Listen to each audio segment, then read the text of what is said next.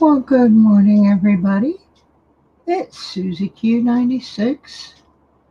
I've survived another ordeal down at the hospital, although I have not a lot of faith in what I was told there. I actually had a live feed going while I was in the ER, and some of you got to hear the tail end of it where the lady told me that they didn't think this had anything to do with my ear at all, and that it was TMJ, and that because I cannot take NSAIDs, there really isn't anything they can do for me. So they gave me a shot of steroids and 6 pain pills, both of which are we've already been using to treat this, and I've been told I can't have anymore. So anyway, while the stuff is still working, we're gonna do our morning coffee and my little morning coffee segment called It Was the News. Not that anybody's awake besides me drinking their coffee at 7:19 a.m. Eastern Time, but I'm here. I'm going to do a double check, make sure my sound is working. It says it's working, but I'm going to go take a look anyway. Audio. Yes, yes, yes. Camera. I have turned off on purpose because I'm still in my jammies. But it's showing my little iconic thing of Susie Smart. And for those who don't know who Susie Smart was, that was a doll that was popular in 1959, 1960, marketed at little girls who didn't necessarily want to be mommy. This doll was marketed to encourage young girls to get an education and hopefully maybe become teachers or something besides cookie baking mommies. And it was my favorite toy that I wanted. I never got one, but Susie Smart was a talking doll before Chatty Cathy was a talking doll, or right around the same time. But Susie Smart did mathematical equations and recited little poems, and I don't remember the whole theme, but the beginning of it was Susie Smart, she is so bright. On her blackboard you can write. And if you look in the background, you can see a picture of the blackboard, and that was part of the toy. You got the blackboard, you got the desk, and you got your very, very smart little Susie Smart, which one of my relatives used to call Susie Smartass. But that was my toy of choice that I never got when I was a kid. I'd still like to have one. I see them for sale once in a while, but not something that I can invest money in. Uh, Having my coffee here, hoping somebody will wake up and come over. But I have a feeling, as of usual, that I'm probably being boycotted because I'm not over on that other show. And I'm not going to keep harping on that. But anyway, maybe everybody's just still asleep. Only reason that I am not still asleep is because I have about 15 things to do. Gotta go turn the sound off on Susie. There she goes. Shut up, little Susie. Shut up. Alright. It looks like I lost 2 subscribers since yesterday. So God bless me. That's why I have give Rhonda raid. Good morning, Rhonda. Yeah, I lost 2 subscribers since yesterday. I anticipate I'll probably lose a bunch more. I have given up on the whole idea of monetization. So now, if anybody wants to support my channel, it's not going to be that way. So here's the other way. I'll put my shameless begging stream up there. I ain't proud, especially now. I got my checked my bank this morning, and I got my Social Security pending for tomorrow, and I got my SSI yesterday, but absolutely no sign of any stimulus check, which means I'm going to be in deep a-do when I sit down tomorrow and start paying my bills, because somebody's not going to get paid. And last night I was on here after I got back from the hospital, and I was counting pennies, picking out the ones that I'm just going to have to sacrifice without sorting. So those will be somebody else's treasure chest to sort down at the bank. Good morning, David Carlisle. Good morning, Hooties, Corgis, and Coins. I'm glad to see. I didn't know Rhonda was on, because I just got up, made my coffee, and sat down and sat on my own. So thank you for the Rhonda raid. Always appreciated. I got some newspaper clippings over here we're going to take a look at after I get them lined up. Yesterday I realized I read the whole clippings, and I never did actually get the clippings onto the screen. Someone asked where I get these clippings, and I have another channel called Rootbound Genealogy with Itsufi Q96. I was a professional genealogist since the early 1990s. I worked for Ancestry for a while, compiling databases, taught an online class or two for them, and then I had a number of regular clients that I just worked for those people. And I still occasionally take clients, and now I'm going to have to do it some more. Because after almost 25 years, my estranged husband decided he wanted to shack up with a young lady, and so he filed for divorce. So I got to go back to work at 68 years old. So anyway, while I'm searching newspapers for articles about my genealogical clientele, every once in a while I would run across some crazy coin collecting item or something about metal detecting, and I started reading some of them. Some of them were very informative, and some of them were just downright funny.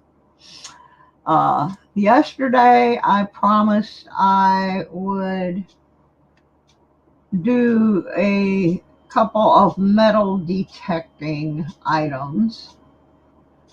So I'm going to start with a metal detecting item from 1946. Let's see if I can get my magic lamp fired up here. Good morning, Colorado coin hunting. I like it, Rhonda, Ray. Y'all funny. Oh, good. I need funny today. Okay, let me go see if I can get this rascal up here on the screen. And it's a two-parter, so I'll have to go back and get the second. But this is from 1946. And There, we got it up there. And let me go back over here where I can actually read on mine. And this is from the Honolulu Star Bulletin, April 9th, 1946. And of course, this is after the bombing of Pearl Harbor. And I will have to flip over and get the second page. But we start out with a photograph with the caption, "Buried Treasure Detector. Harry Brownell Wright with metal detector and his helper, Joseph Luco, uncover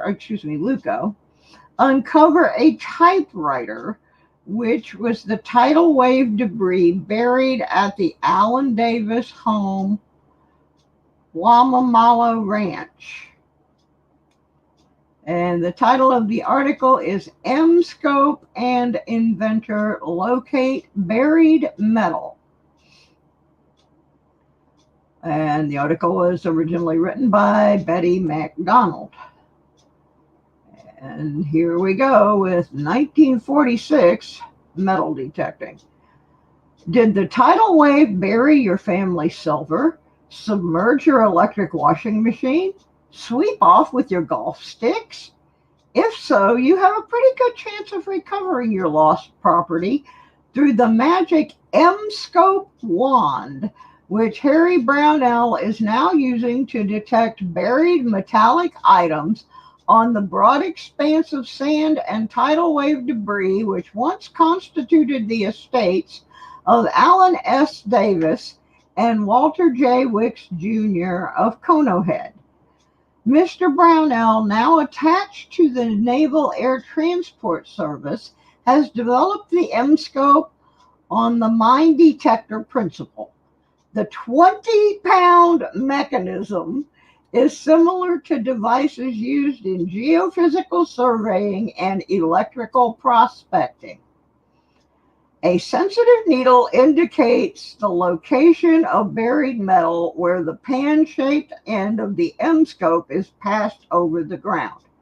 It penetrates for a depth of 5 feet, depending upon the density and type of metal. Working with the M-Scope has been a hobby with Mr. Brownell for several years, and his particular detector has been more highly developed than either the Army mine detectors or surveyors' equipment. When Mr. Davis gave me the opportunity to work his property for buried family silverware, it was an answer to all my prayers, Mr. Brownell explained. I wanted to prove the value of the M-Scope. If it worked on Mr. Davis's property, perhaps it will be of use to other tidal wave victims. On his first time out, Dr. Brownell started working the Davis land. He marked off an area of 400 yards. Now, while I switch this, I want you to think about the fact that this device weighed 20 pounds. Oh my goodness. Can you imagine being out there swinging a 20-pound detector? Oh, I've got to try to get to the next section of it now. But yeah, so where we're at now, he has gridded off a 400-yard section. And he's got his 20-pound detector out there looking for things that were washed away in a tidal wave. So let me get to the clippings and see if we can get item number 2 up here.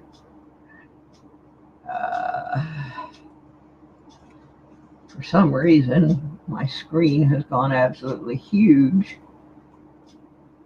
Uh, and I don't know how to shrink it back down. Uh,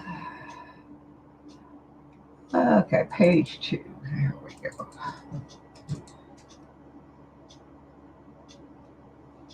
And I get it up here on the screen. So we got this guy. He's out there on the beach. And he's got his 20-pound M scope, which is the predecessor, of course, to the detector. And he is going to search this man's property to try to find all the things that washed away during a tidal wave. And just to me, the whole idea of 20 pounds, and it seemed like my dad's old whites weighed about 20 pounds back in the day. Okay, so now we got the second part of it up here. So he's got his 400-yard square where the tidal action indicated most of the household material might be strewn. We worked all afternoon, Brownell said. At first it was disheartening because the machine would fluctuate rapidly and we'd think it was answering the $64 question. We'd dig down several feet and come up with a bobby pin. That's how sensitive it was. The results of some of Mr. Brownell's treasure hunting can be seen in neat stacks all over the debris-strewn area.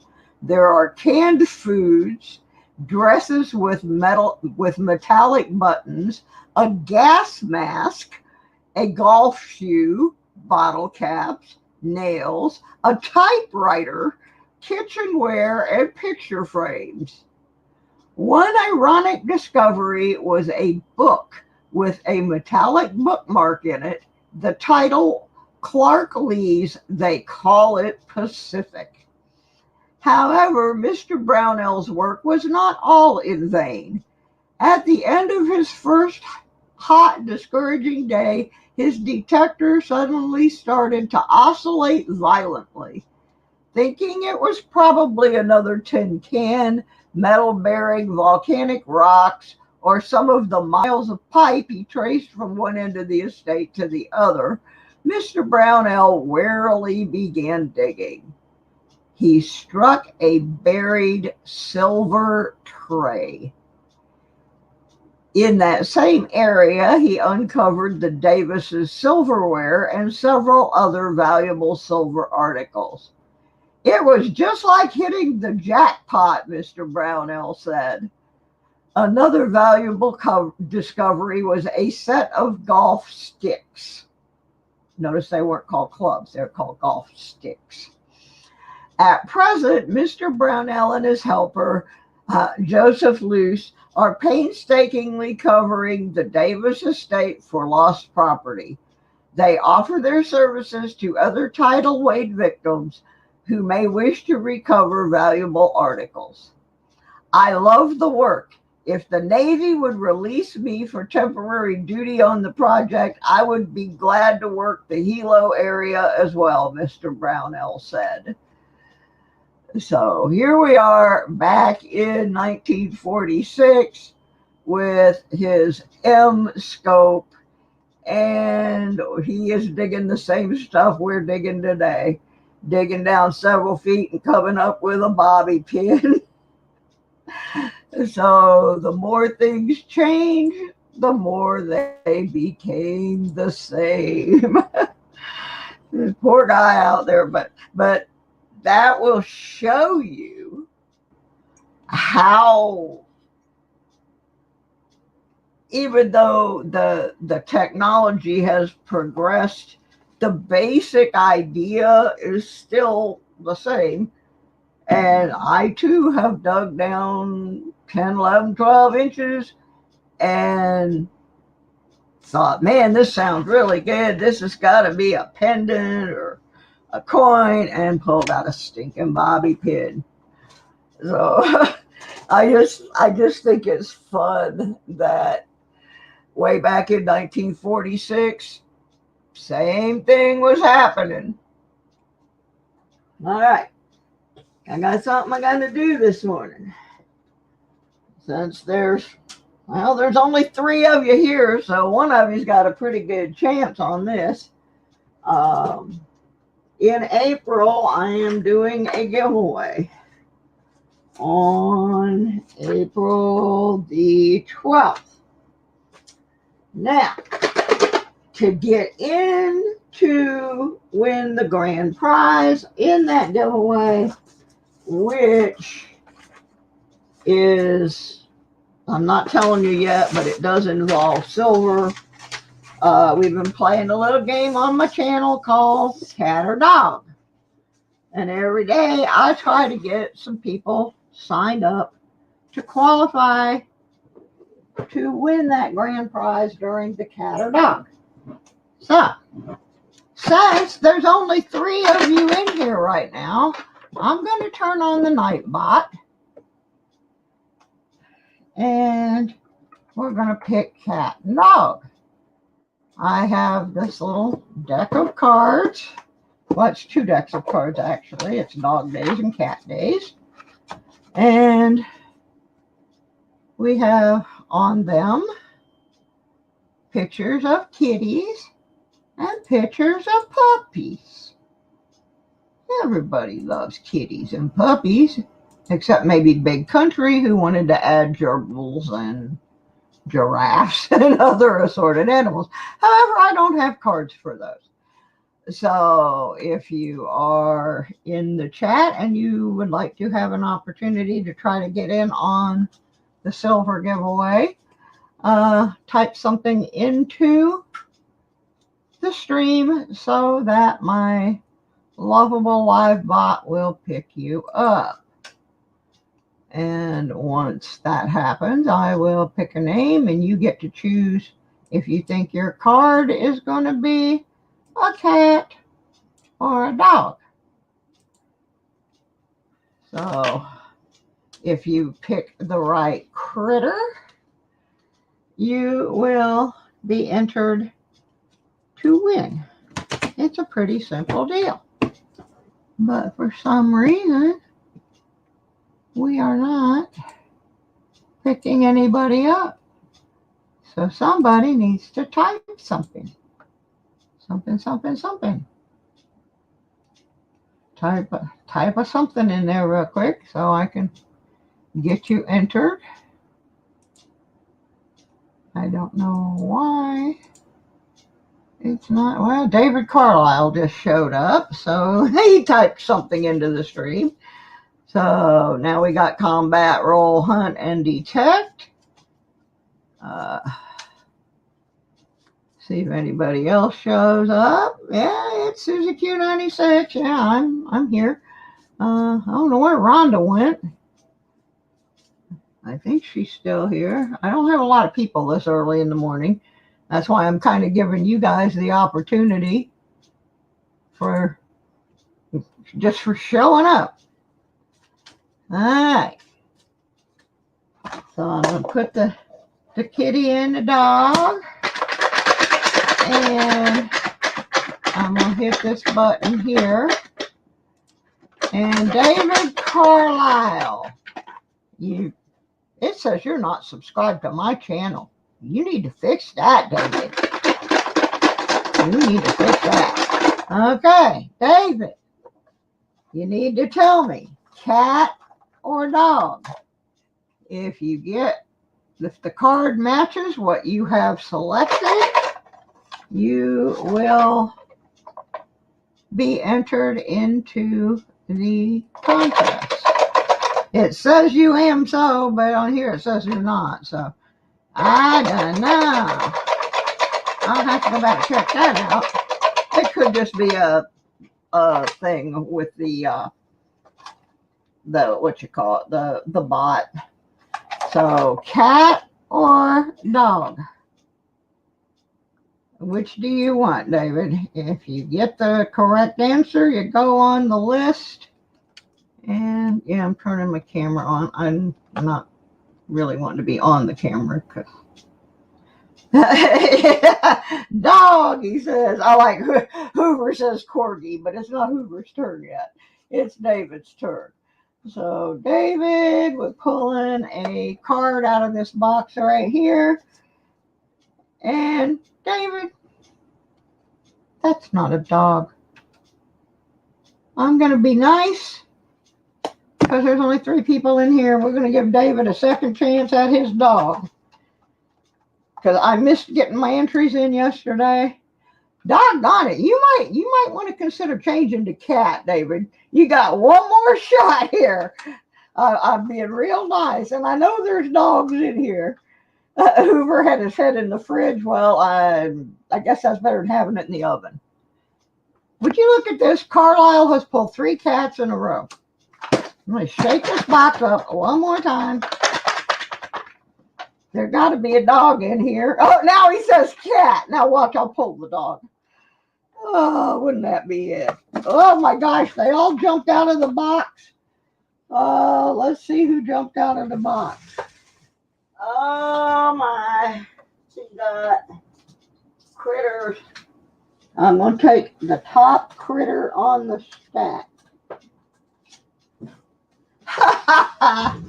Oh my goodness. Let's see. Majority rules. All these cards jumped out. So let's see what happened. There's a dog. There's a dog. There's a cat. There's a cat. There's a cat. There's a dog. There's a dog. There's a cat. Okay, he got 4 dogs and 4 cats. I'm going to tell you what now, guys.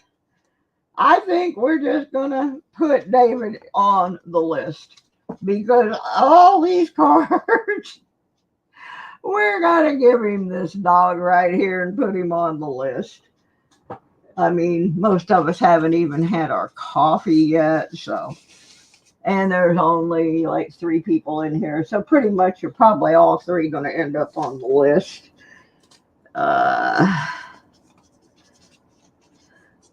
So David will get an entry just for perseverance. And because I dumped half the box out in my lap. Yeah, 50% chance, Dave. Jeez. All right. And put them back in. Mix them all back up. I mean, there's a lot of cards in there. It's not like there's only 1 or 2. There's 2 full decks. All right. Let's see who gets the next chance to pull a cat or dog. Hoover's, Corgis, and Coins. And it says you're not subscribed either. So if you're not, please do. And I know Corgi's already said he wants a dog. Yeah, tie. It was a tie. All right, I'm going to open the box. Corgi, you still want that dog, right? You still want the dog? Let's see, doggone it, what we got coming out of here. You dog people are just not with it this morning, I'm telling you. Either that or the cats have thrown all the dogs out overnight. All right, let's try again here.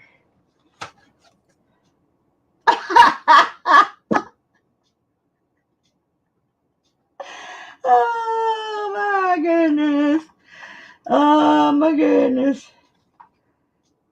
Hey, we got a dog. We got us a dog. Wasn't a corgi. There are some corgis in here.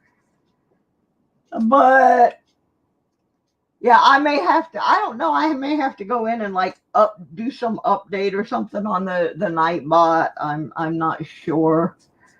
I don't really pay that much attention to it. I know who I see in my channel and who I don't. And so that was a dog. That was a dog. So, roof, roof. Roof, roof. All right. So, gee, there's only 1 more person here right now. So I think It's time to pull one more. And maybe somebody else will come in. But I'm pretty sure it's going to come up and say, combat, roll, hunt, and detect. He's got rough, so I'm guessing that means dog. All right. Then we're going to read some more strange news. I got some funny ones. At least ones I think are funny. I left a like on your comment on non-cons the other day. Okay, we are going for a ruff.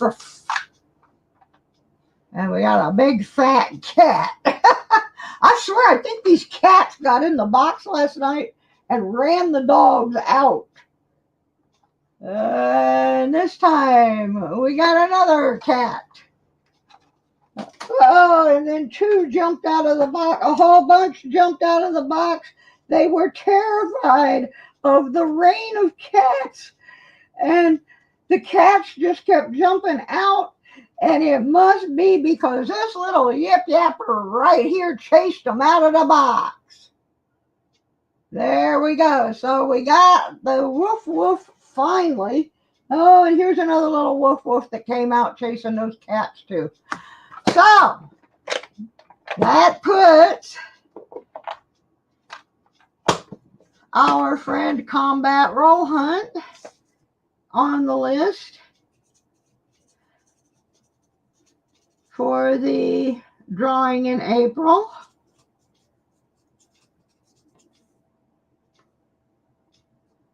And so we've got 3 more people on the list. I got to get them written down in my book. Right now I've got them just on that list. So we got, yeah, we shouldn't buy lotto today. Probably not.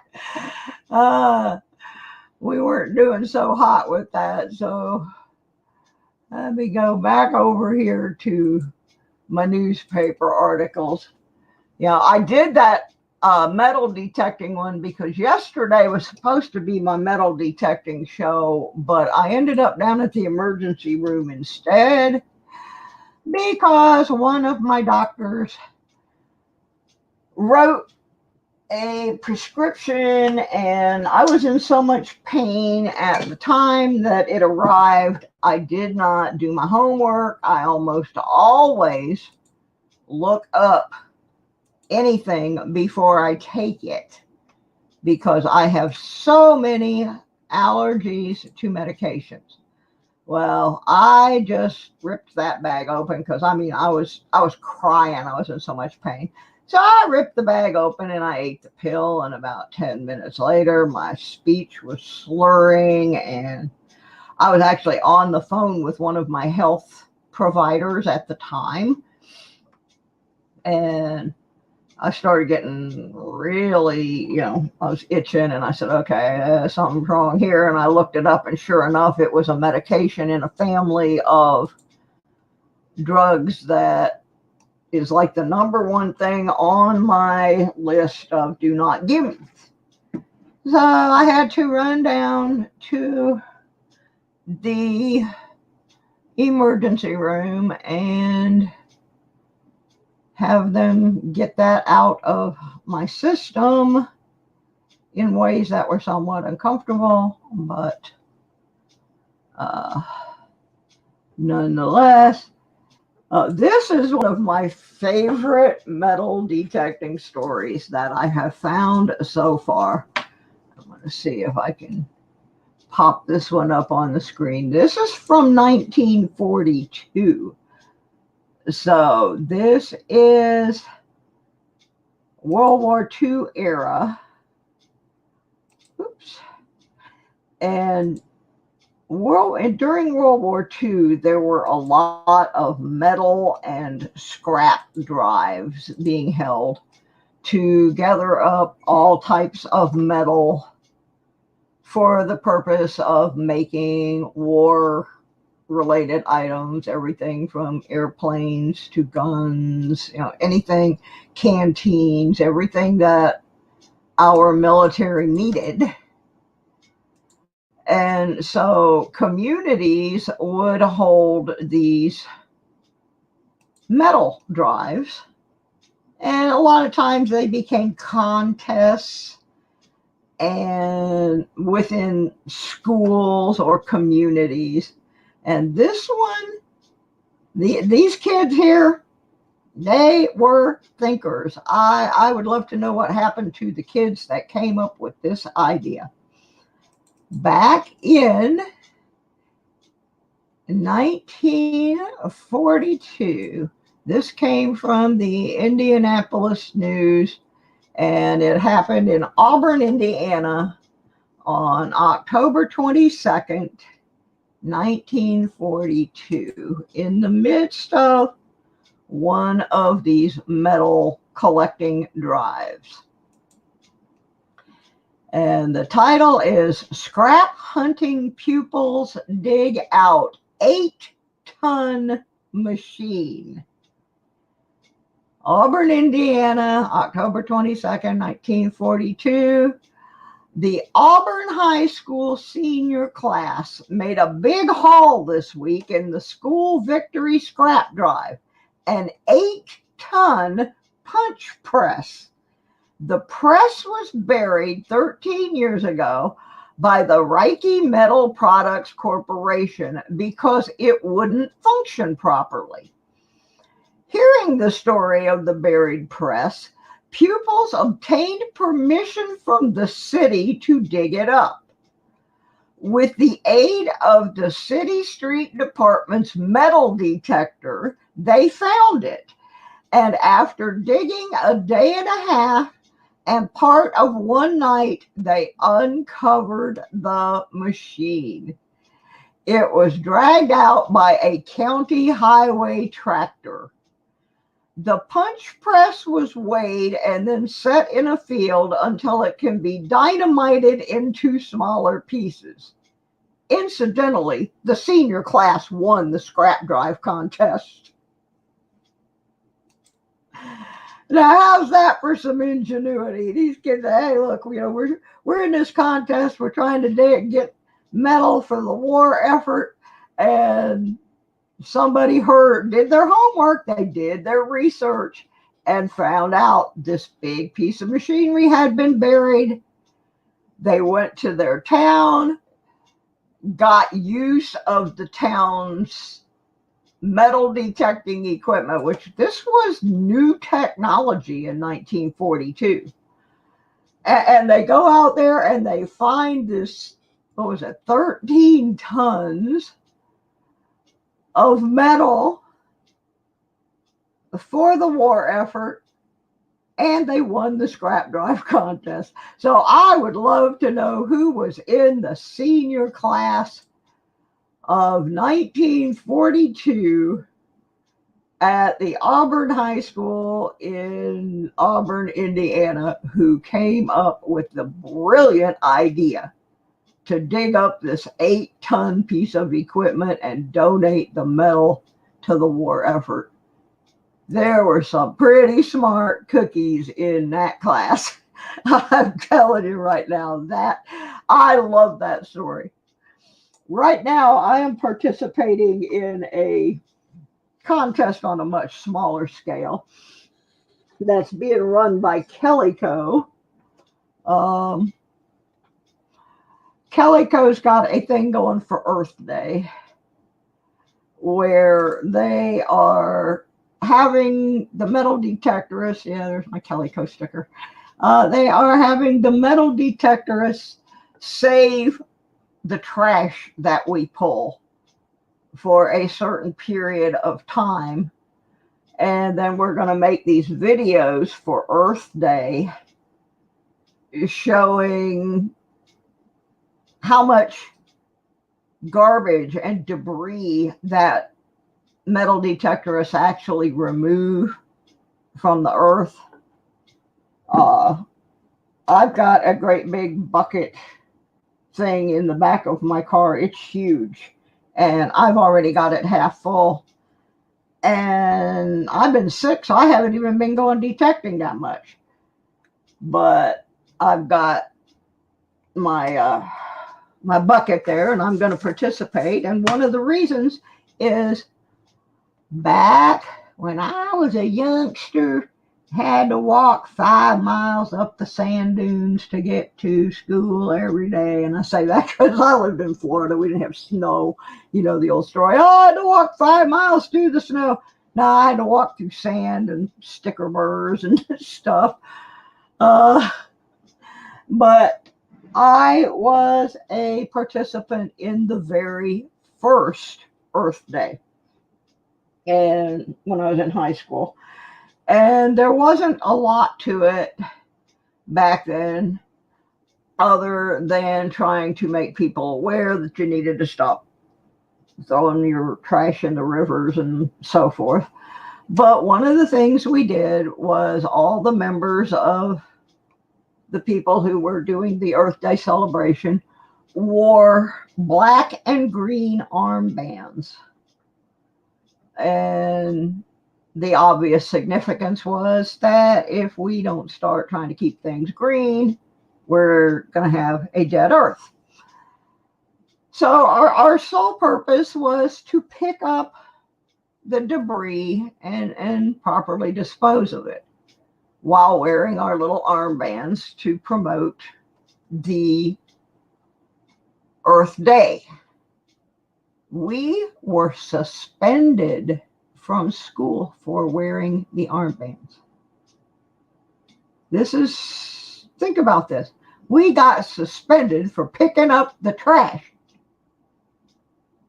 Heck, Arlo Guthrie got sent to the Group W bench and had to go see Officer Obie. Not us. We got thrown out of school for picking up trash and creating a thing called Earth Day, which now still exists. And so I am participating in the picking up the trash thing. I will have my video made for the Calico thing when the time expires, and you can see some of the very bizarre things I pick up metal detecting. Some I would not put in the trash. I have one of those little picker-upper thingies, and some items just went right into a trash receptacle. Like, people don't throw your used sexual devices on the ground at the playground. Come on. Oh my goodness. People. But anyway, if you're interested in participating in that little contest, there's information on the Calico site. Yeah, combat, that 8 tons sure probably was a huge contribution to making some of the things that were needed to win World War II. And it was thought of by high school kids. So I just thought that was a really, really cool piece of old history. You know, we go on these channels about detecting, and we go on these channels about coins, but some of the stuff we really don't know our history. We think we do, but then you go back and you read stuff like this and you're like, wow, you know, these people were so far ahead of us. Like yesterday, I did one about a coin shortage in 1965 that sounded eerily like it was written during the COVID-19 crisis. It was not, but it had very, very many similarities to it. I do not know why my page is so huge. I guess it's because I'm an old lady. I'm over here looking for one more groovy thing to read. I mentioned this one yesterday. One of the articles I read yesterday, they indicated that while the idea of using metal detectors to find guns or weapons being brought into prisons sounded like a great idea, they poo-pooed it as being too expensive to actually make work. And when you look at things now, everybody's got some kind of metal detector for weapons. Homeland Security uses them in the airports. Schools use them. Stores use them. Everybody has them. But in 1942, a head of prisons in Philadelphia said, "Oh, no, no, that'll never fly. That's that's just cost prohibitive." But then someone used the idea in a movie, and it kind of caught on a little more with the people running prisons and so forth. And I mentioned that it had been used in a movie, but I could not find the clipping. So today I found the clipping. And this, I wish I could get my page smaller. I don't know why it is so big, because it's cutting off my dates. But I'm pretty sure it was 42 or 43, and you can look up the movie and see what may have been the first use of a metal detector in a Hollywood production. And the title of the article, let me get it up here on our screen, is "Metal Detector Puts Finger on Star." And it is from Hollywood, and it says, "Although the prison in Colombia's City Without Men is not a copy of any one particular institution, part of its mechanical makeup followed that of San Quentin.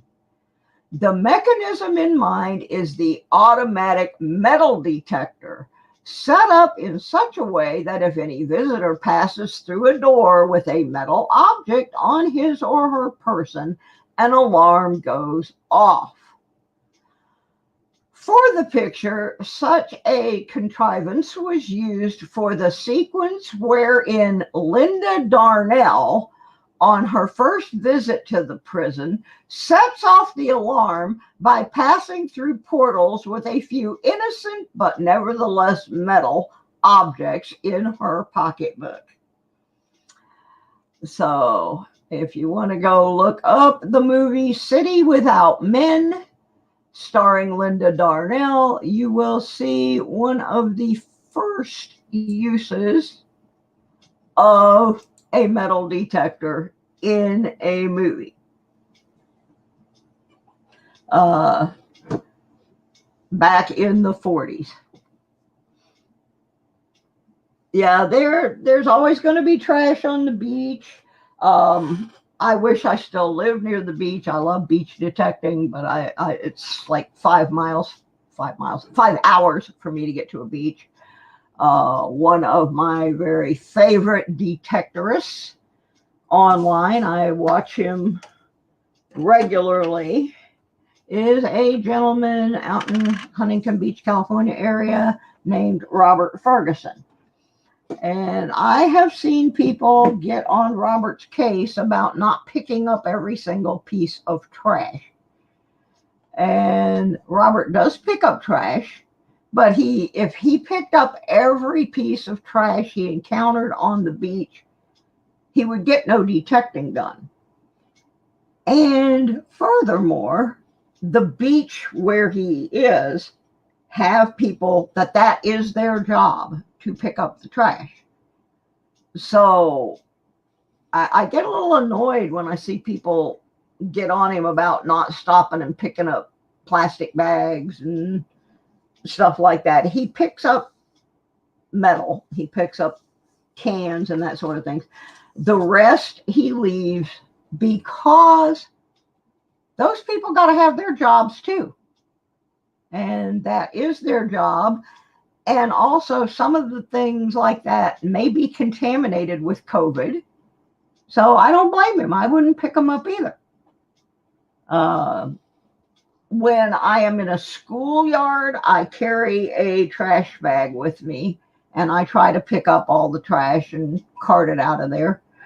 But people are pigs. I'm sorry. People are pigs. Why do you throw your stuff on the ground? One of the things that people throw on the ground that is the absolute nemesis of virtually every metal detectorist I know are pull tabs. Now, the older ones were designed to come off the can. The newer pull tabs are not designed to come off the can. You are supposed to pull that little loop and then turn it around while it's still attached to the can. And that little hole there is where you're supposed to put your straw, people. And if you're not using a straw, then you just turn it where it's out of the way of your mouth. You are not supposed to remove that and throw it on the ground. Please don't do that. For any number of reasons, don't do that. Sea creatures can eat those things. Little kids can eat those things. Little kids can cut their feet on those things. Metal detectors can want to kill you for those things. Don't do that. It's just awful. I got one more coin one that I'm going to throw up here because I just do this show while I'm having my coffee and then I have to move on to my other stuff. And I have a big list today. So we're going to do maybe one or two of these little short ones. And these are oldies here. These are not recent. I mean, I have saved some more recent ones, but I found some. Yeah, here's a good one. We're going to go way back. We're going to get in the way, way back machine. We're going over to the old country. We're going to go to England. And we're going to take a look at what was going on in England back in 1751. So, you know, counterfeiting is not a new thing, folks. This is a little blip from Derbyshire in White Castle, England. I wish I could get these things shrunk back. Now, I do not know why my screen is showing these things so big today. But I spotted this little clip from 1751. And it says, one day last week, about 4 pounds worth of bad halfpence were stopped at an inn in Whitechapel and carried to the mint to be cut to pieces. 'Tis frayed they were sent from Coventry, and we hear there will be a proper way taken to stop the circulation of such base coin. So, way back in 1751, over in England, somebody was figuring out how to make fake fourpence, and they were putting them out there, and they got caught. And so then I discovered that a couple of years later, see if I can get to that one. In the same area, interestingly enough. Uh, it was still going on, just in a different mintage, but this is a little bit better story. Let's see if I can get it up on the screen. I Here we go. I think I got this one ready. This was 1753 in Derbyshire, England, counterfeiting of French guineas. Yesterday, and you have to learn how to read the way things were written back then.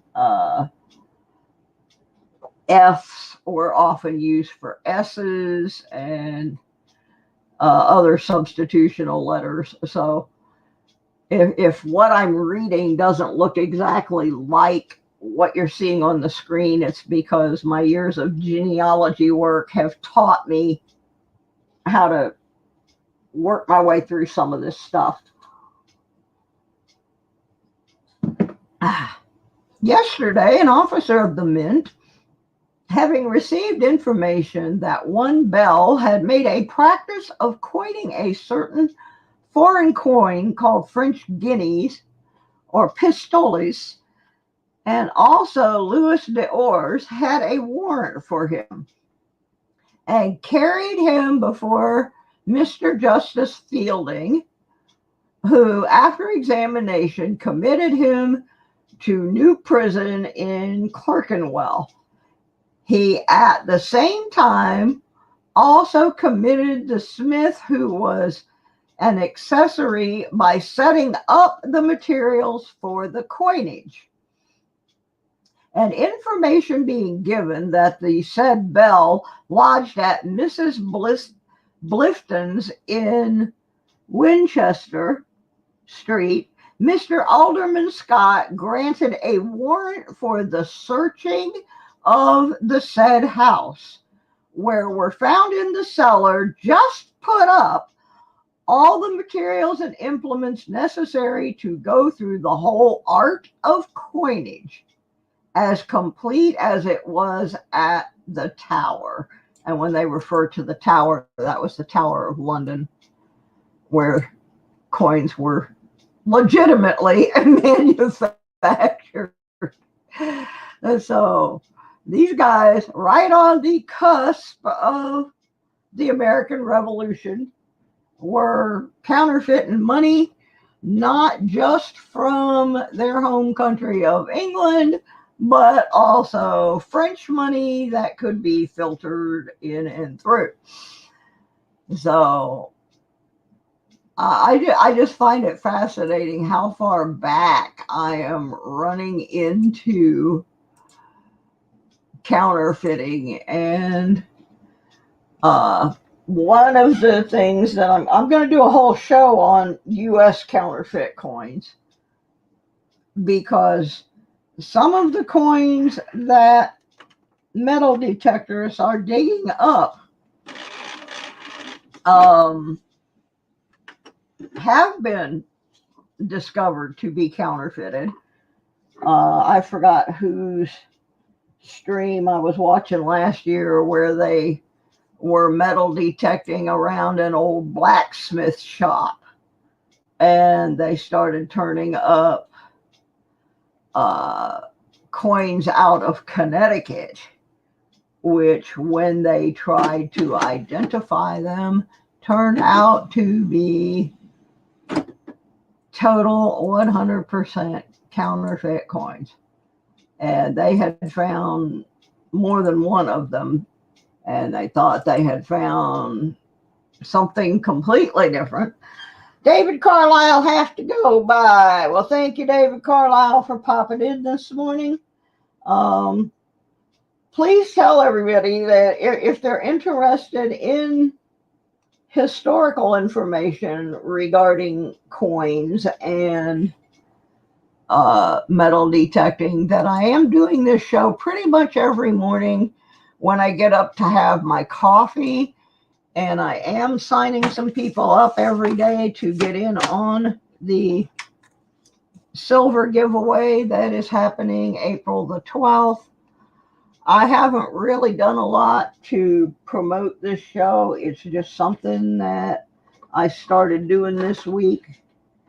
Um, I'm not going to go into the details. I went into the details earlier on about why I'm doing it, but I think that some of the articles are extremely interesting.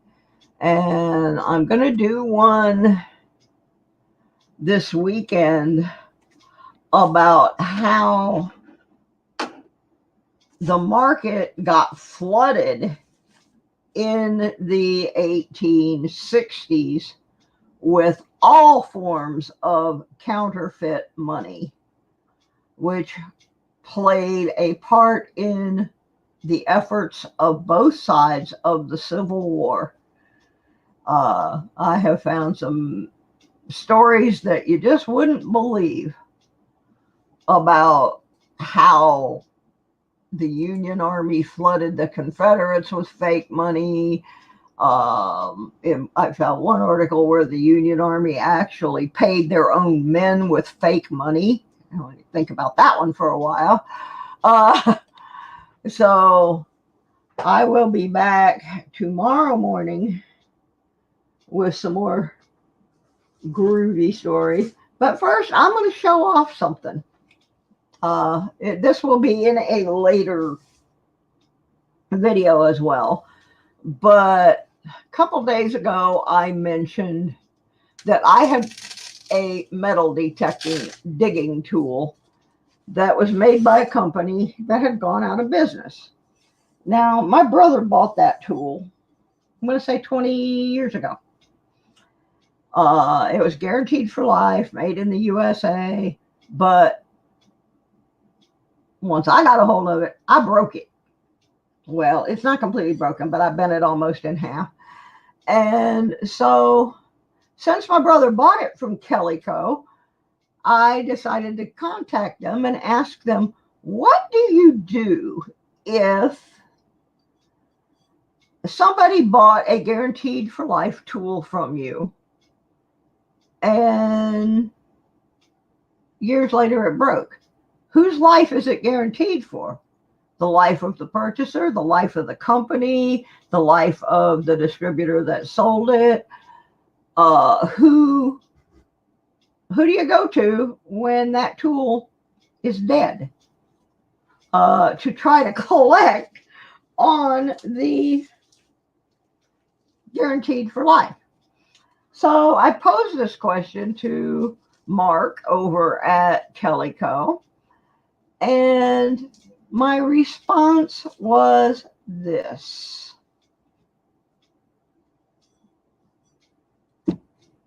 I got a replacement digger. And now, granted, this is not a brand new digger, but it is a digger that someone used over there as a test. So my 20 plus year broken gator was replaced by Kelly Co. in a very timely fashion, complete with its sheath. And since I happen to have a Nocta Macro Simplex Plus, I was very happy to see this. This tool has all of the same features that the one I broke had, which is that it has the serrated edges on both sides and it has the measurement. So I could not be happier with the response that I received from them in replacing that tool. Now, I will be using this in a later video where I show you what I did to the poor gator digger that my brother purchased. But I just wanted to put that out. This was yesterday's mail call. And thank you, Mark, over at Kelly Co.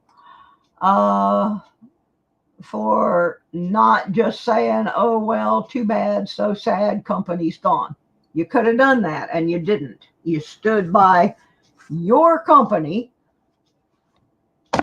and sent a replacement. So, I have some people that think I'm a little crazy because I have a lot of attachment to Calico, which one of their offices is right around the corner from my brother's house in Florida. So my family have been Calico customers for a very long time. And I just wanted to see what would happen if I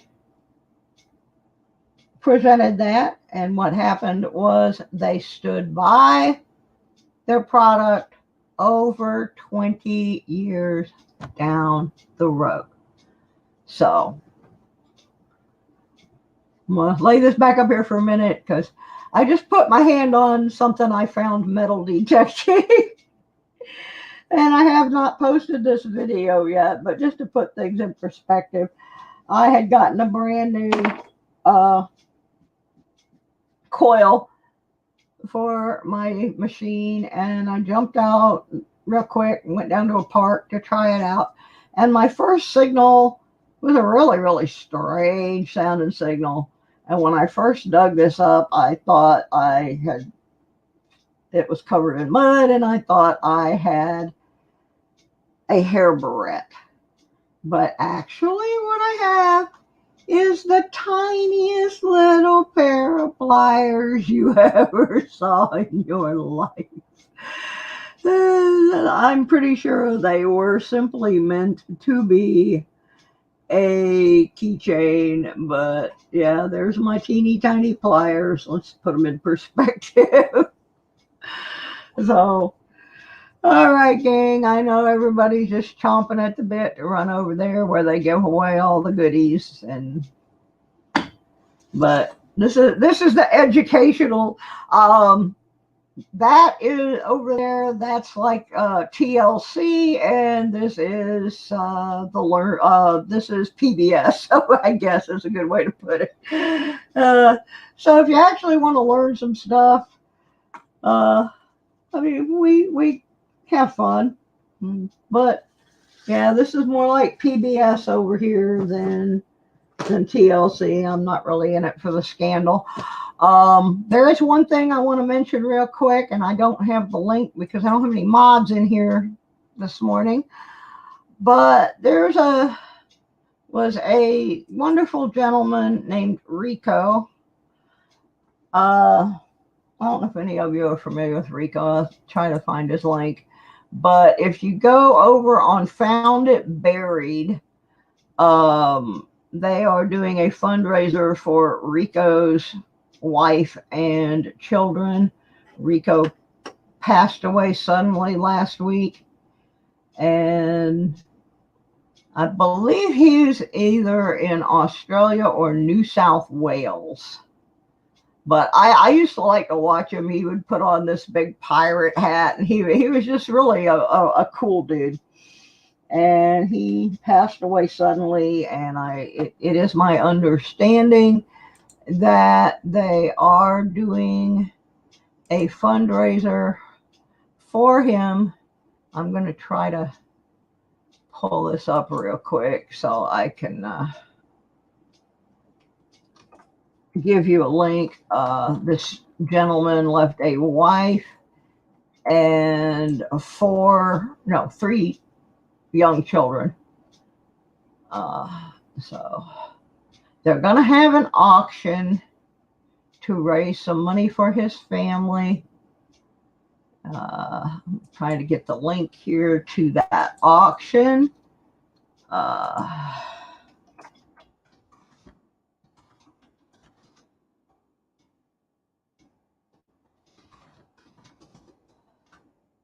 So I think I got the link here. That should take you over to the auction that they are having, which is in April. But I can't see the date because the timestamp is over it. Hate it when that happens. But anyway, and I spelled it wrong. I'm sorry. It's Richo. But if y'all can help his family, this was nothing that they had any idea was going to happen. And so I always try to, if I can't give something personally, I always try to help promote those who are putting help out there for people who need it. And that certainly is one who needs it. He had just posted a video 5 days, I believe, 4 or 5 days before he passed away. So he was an active content creator on YouTube. And he was funny. I watched him a couple times. He was a pretty funny dude. So if you can do something to help him out, his family, that would be awesome. I'm going to go now and work on the other 14 things on my list to do today. There's Demon Rat. He missed all my funny detecting clips, but he can go back and watch them. And I need help, people. If there are any of you who actually understand how the video editor in YouTube works. Yesterday, the first 30 minutes of my video, of my stream, had no sound. And I need to edit that off.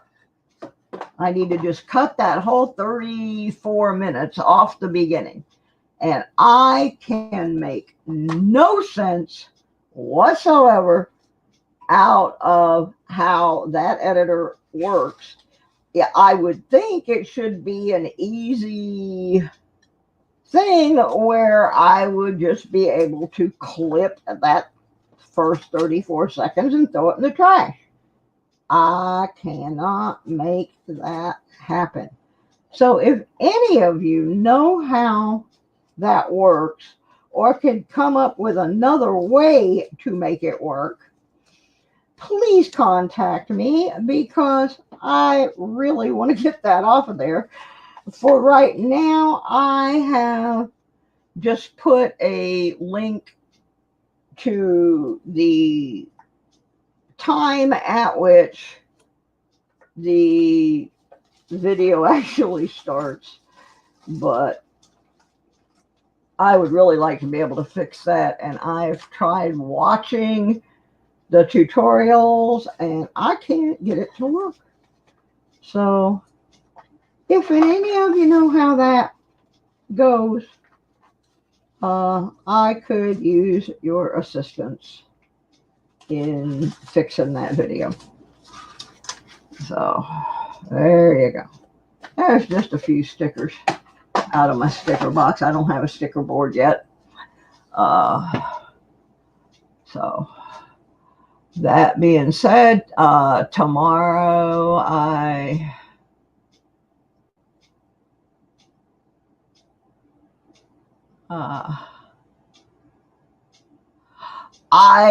look at the YouTube studio stuff. I followed every step it said, and I still ended up with the same video.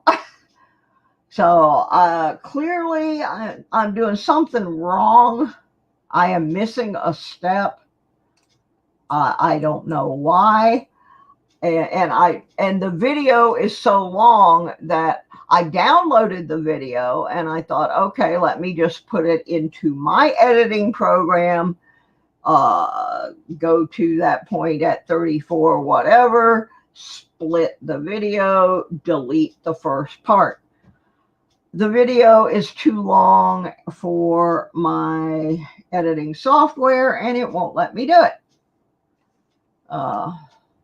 I tried for probably 3 hours yesterday in the YouTube studio and could not get it done. That's why I'm out here going, ah! Yeah, I can't get it done.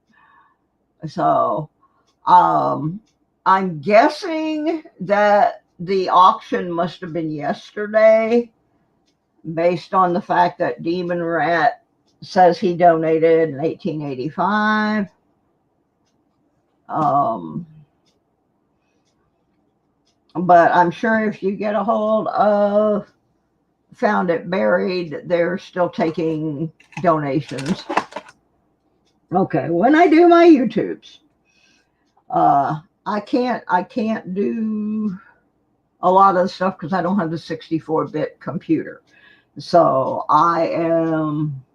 when I'm live streaming, I am live streaming through StreamYard, which allows me to simulcast through YouTube. When I am editing my videos, I am using Wondershare Filmora, which is a professional program, and I don't understand why it won't let me load an hour and a half long chunk, but it won't.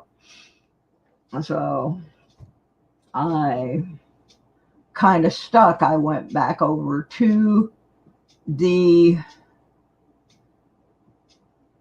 YouTube studio, which I usually don't have any problem with, but I've never tried to edit anything in there other than to cut out a tiny little chunk out of the middle. What I'm trying to do here is cut off the entire first 30 minutes, and I can get it to mark the area I want to remove, but I cannot actually get it shortcut.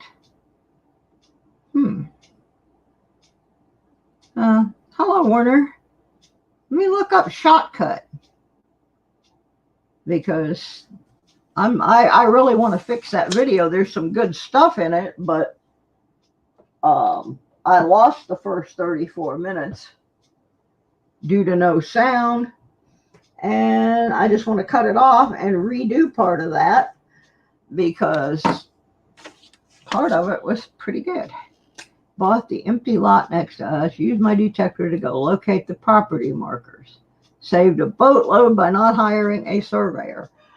Swing for the ring. I got to tell you, I actually ran into that situation a couple of days ago. There is a house, an old house, right across the street from a county park. And I have wanted to get on that property for so long. There's no house number on it. There's really been no way for me to get permission. Well, 2-3 days ago, I went by there, and there was a guy out there cutting back trees and mowing and so forth, who apparently has purchased that property. And we got to talking about where the property lines on it were, and he kind of hinted around that he didn't really know, but he was going to have to spend all this money to hire a surveyor and yada yada. So he's supposed to call me this week, and we're going to see about me going out there and trying to find his property markers with my detector. And I just want to get on the property. I don't care if he pays me to do it. I just want to get on that property. That house, it looks like it's from probably the 1890s, maybe a little bit newer, but not much. So he indicated that the last he knew it had been surveyed was around 1940. But since that time, there were buildings that had been built on either side of it. Those buildings have now been bulldozed down. It is the only house on that whole side of the road. So where those markers are iffy at best. So he's going to give me the opportunity, I believe, to go out there.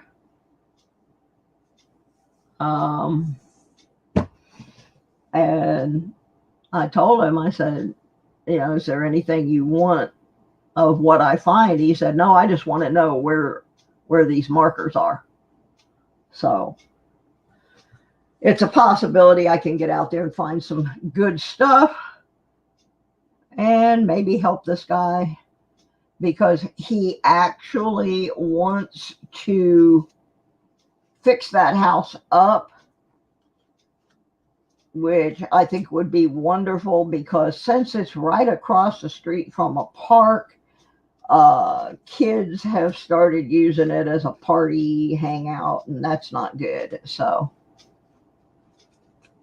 yeah, I got to get on their GIS site. Now that I have I didn't even have a street name, because it's like on this little private road that goes back to a park. So I didn't even know it had a street name. So now I can zone in on it from the information that he gave me and try to get a general idea of the lot lines on it. And we'll go out there with the detector and see what we can get. And probably pull tabs and bottle caps.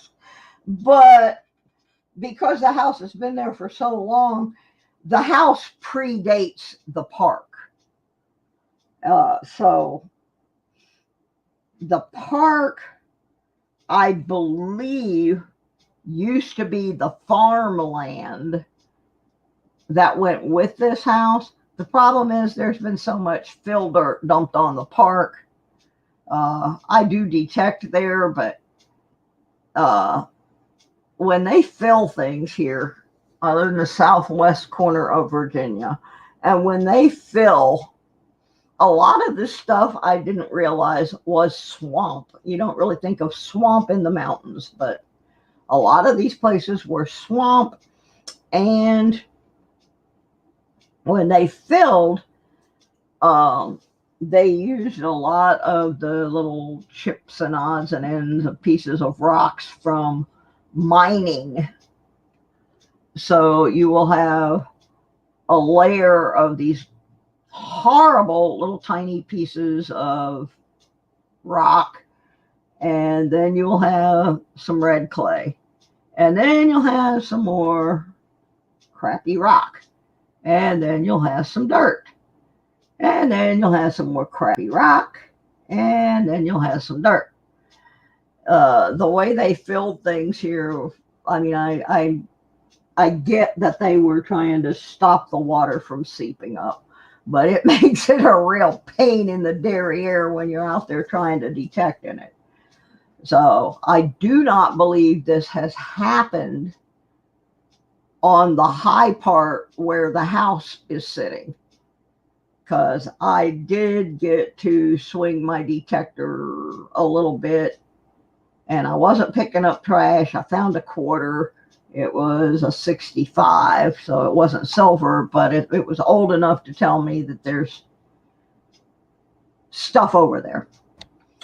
And so I'm hoping to hear back from him and get on that piece of property. If I can keep my health situations in check. I do not like that I have had to go to the emergency room 2 nights in a row. Good morning, Miss Southern Belle. I am much improved. It was the first deal was an allergic reaction, and it just Okay, Werner, thank you. I'm going to look up that program you suggested. Hopefully, that will help me fix that issue. And I'll catch up with you later. Um, yeah, 2 nights in a row, I had to end up in the emergency room for two different reasons. Uh, the fast one was that one of my doctors wrote a prescription for something that is in a family of drugs I am allergic to. Dum Dum did not check. And so Dum Dum ended up taking medication that made her sick. And I had to go down and get a shot. And they had to give me that nasty stuff that makes you go bleh and get all that out of my system. So then yesterday, the pain was just so severe, and I was on the phone. First, I talked to my ear, nose, and throat, and the nurse said, "Well, um, we still think it's a migraine, and even though I've taken 4 migraine pill medicines for it, it's not a migraine." Um, and so we really don't know what else to tell you to do. So maybe you should go to the emergency room. And she was a little bit snitty, and I didn't really appreciate it because I was in screaming pain. Well, about that time, the care coordinator supervisor for my insurance company called, and I was trying to talk to her, and I mean, I was crying. Well, as it turns out, this lady is a nurse. She's not just a paper pusher down at the place, and she told me to go down to the ER, that it did not sound like a migraine, and it did not sound like it had anything to do with the tube in my ear.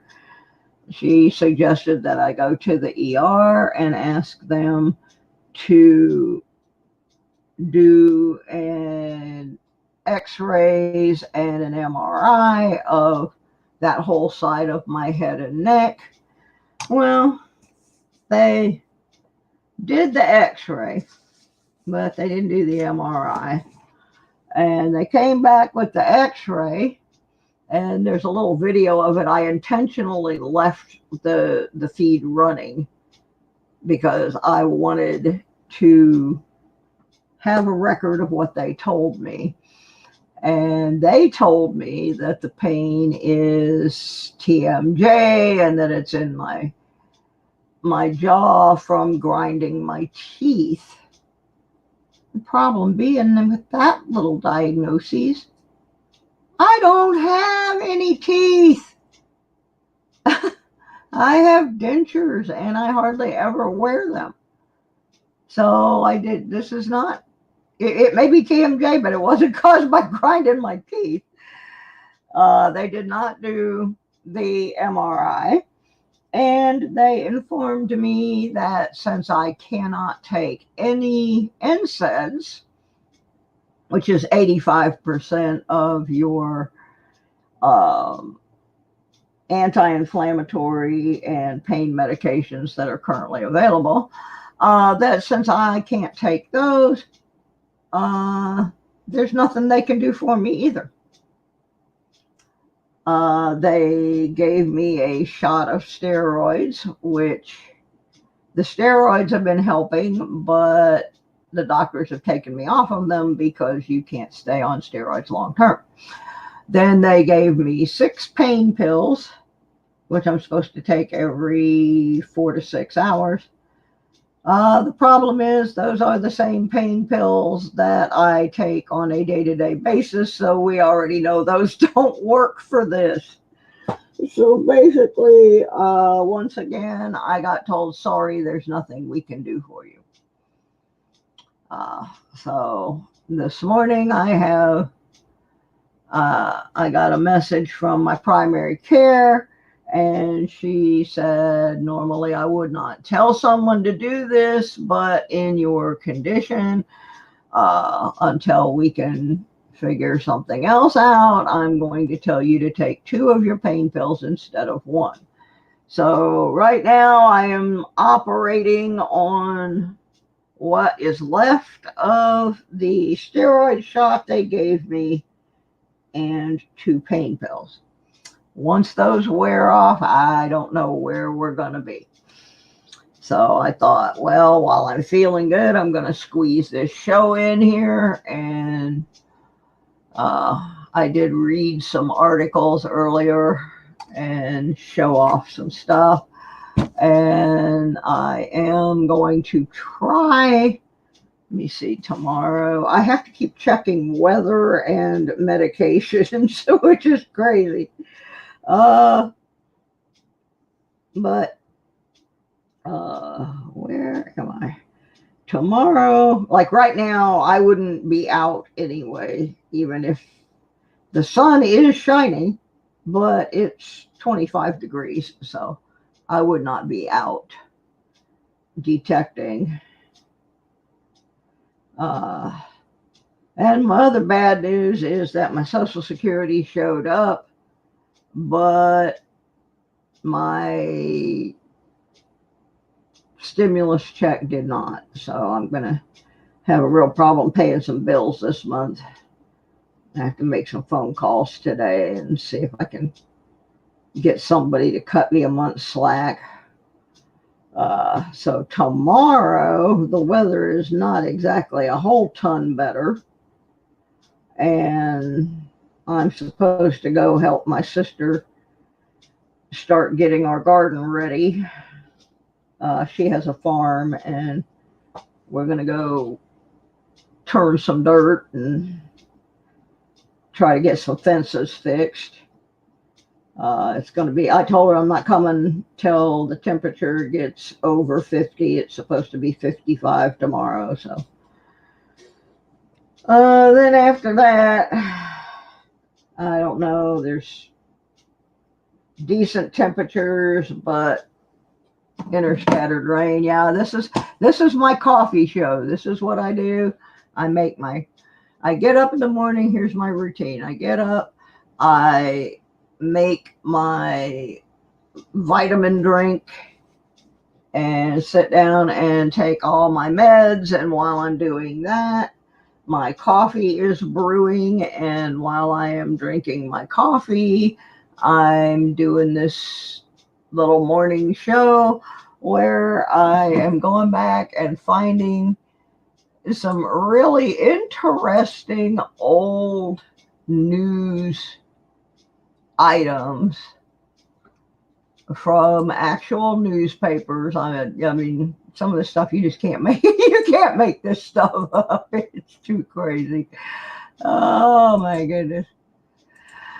So I find them while I'm doing my genealogy research for people, and I've been saving some of them back. And I thought, I need to be putting these things out here so folks can get uh, get some of the history of coin collecting and metal detecting.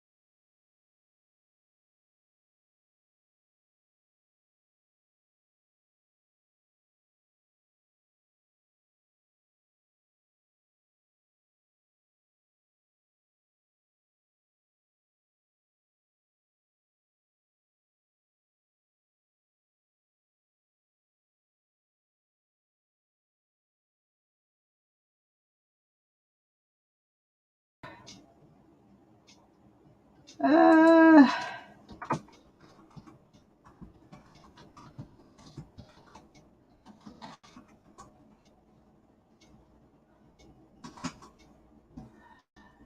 Alright.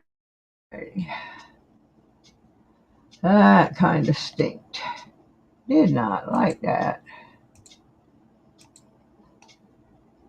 I hope everybody stays because I was getting ready to pull up one more article for the day. Don't know why I got kicked off. A lot of people are running their heat, so we may well have had one of our little power blippy blips. So, yep, there I am, Susie Smartass. I mean, Susie Smart. So, let's see if we can find something more recent. I've done everything today from the 1750s to 1946. This one's kind of funny. New use for a metal detector. But we may save that. Oh yeah, this guy just cracked me up. I gotta read this. Because I guess I just can't figure the logic of this article. It's from 1940, January 1940. And apparently this guy, I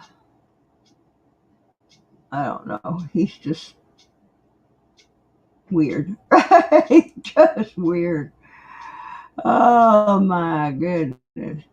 January 10th, 1940. And this, I don't know who wrote it. It was on a financial page. But it says interest rates. Let me make sure I got it up on the screen before I start reading. Oh, forgot to put it up there. Add to stream. There we go. Interest rates to be low.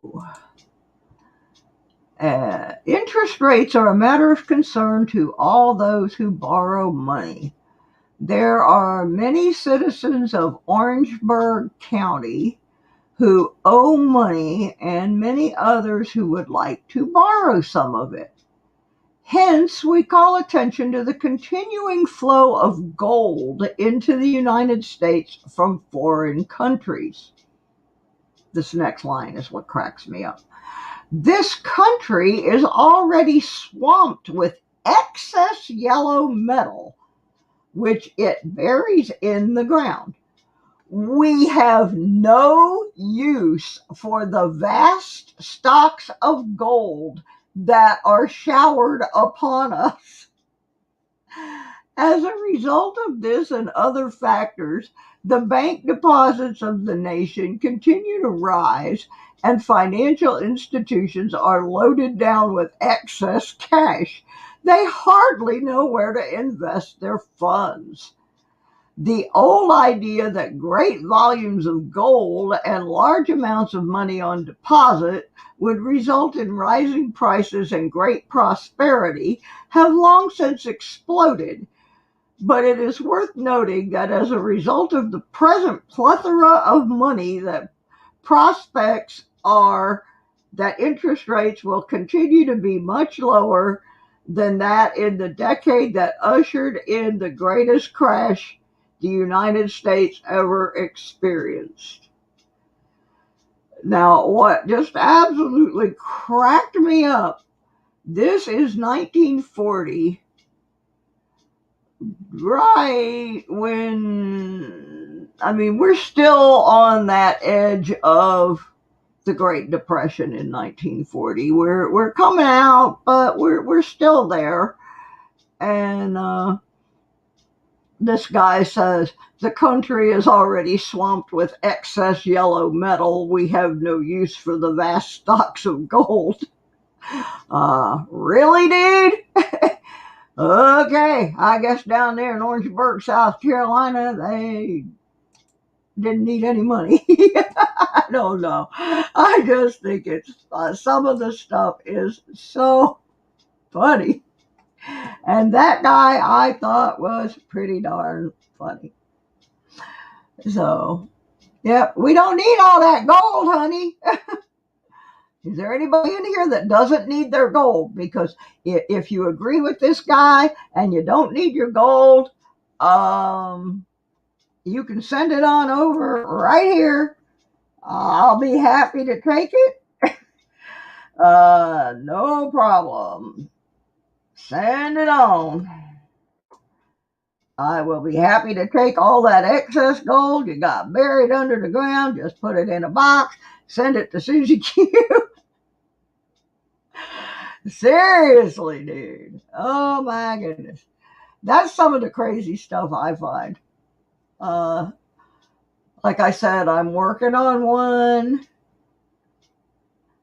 that is going to be about counterfeit money, how it was used in the Civil War. I've got some real doozies on that one that I'm hoping to have that one on in a day or two. You just have to keep watching. But what makes these stories interesting to me is these were mostly back in the day where we didn't have the talking heads like we have now that just kind of make up their stories as they go along. Most of the newspaper stories back then were based on a little bit more facts than they are now. Miss Southern Belle, I'd rather have food, coffee, and shelter too, but since I just took a $300 a month hit in my income, I'm having a little problem paying for that shelter. So, if this guy from 1940 is still alive, um, then by all means, send the gold over, buddy, because I got rent to pay.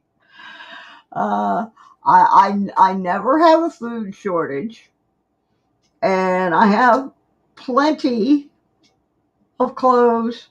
I have more clothes than I need. I'm weeding through clothes. I'm going to sell some at a yard sale. The rest I'm going to donate to a local shelter. But I was already below poverty level when my I don't want to call him a bad name. I just don't. I was married to this person for almost 25 years.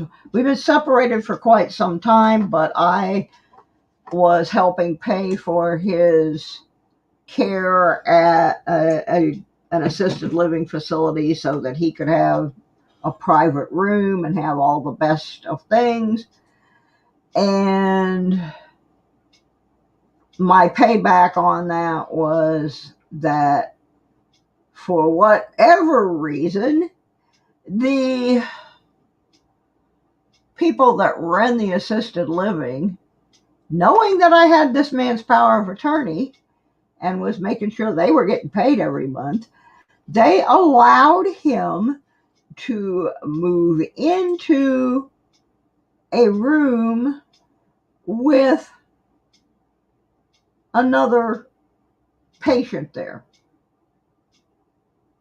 The patient, who happens to be about 20 years younger than him and a female. Well, this woman has persuaded him that we need to get a divorce and yada yada, and it's costing us both a pile of money. I'm guessing she's paying his side, but I'm having to pay mine. I just had to jump through a bunch of hoops to pay the $295 to file a counter petition, and now I'm having to fill out motion for temporary relief because the day she talked him into that divorce was the day he quit sending my $300 a month, which now means I live on $800 a month. That is way below poverty level. Now, when I had 11, I was still under poverty level, but I could pay all my bills because I had budgeted accordingly. But when somebody just suddenly says, nope, that money's not there anymore, and you've had no chance to budget, now I got a problem. So that's going to be probably the rest of my day, is trying to straighten that out. And truthfully, I didn't get married till I was in my 40s. I really wasn't, the whole marriage thing, that was something that he pushed for. It wasn't, well, I was perfectly happy not being married. And in hindsight, several years back, when I had the opportunity to reunite with someone that I should, if I was going to marry, I should have married. I didn't. I stayed loyal to this ding dong and continued to handle his personal problems and deal with the VA for him and take less of our pension than was rightfully mine in order that he have a better place. So now I have put myself in a bucket of poo-poo. And so if this guy from 1940 wants to send me over his gold, I'll be happy to take it so I can pay my bills. I was truly hoping that when this month's Social Security check came, that my stimulus check would also deposit, but that did not happen. So, I mean, a little bit of trouble, but I'll figure it out. I'll dig my way out, or I'll go dig up some of this 1940 guy's gold that he says is all buried up under the land. So anyway, I'm gonna go get on that. Ready for Easter. I have Easter decorations on my door, but I don't really have anything to be ready for. I have some grandnieces and nephews up the street, but their family gets them everything they need. So other than going by and saying hi, I don't know that there's much else for me to do. And of course, that is also contingent on whether we can keep this health situation under control. Right now I feel okay, so I'm going to go do all these things I have on my list, or as many of them as I can. Y'all have a wonderful day. Have a great weekend. I will probably be on this weekend as long as I can keep the pain management situation happening. So the little smarty pants girl there in the circle, if you don't know who that is a 1959-1960 toy called Susie Smart. And Susie's going to be kind of the mascot for this part of my channel, where I actually try to educate some people with news from, it was the news. It wasn't always great news, but it was the news. So little Miss Susie Smart, this is kind of becoming PBS over here. I thank everybody for coming in. We did sign up 3 more people for the April 12th silver giveaway. Anytime you see me on, please come in and you will have an opportunity to get signed up to be a contestant and win the prizes on that date. So we'll see you all very shortly, and just try and be nice to each other. Try, if your opinion is different than somebody else's, don't start with the name calling and all that. That's schoolyard. Even Susie Smart knew better than that. So everybody that's still here, have a wonderful day. All of you who are watching this later, have a wonderful day. And I'm going to go try this program that Warner just told me and see if I can fix yesterday's video. So take care, everybody. We'll see you soon. Bye-bye.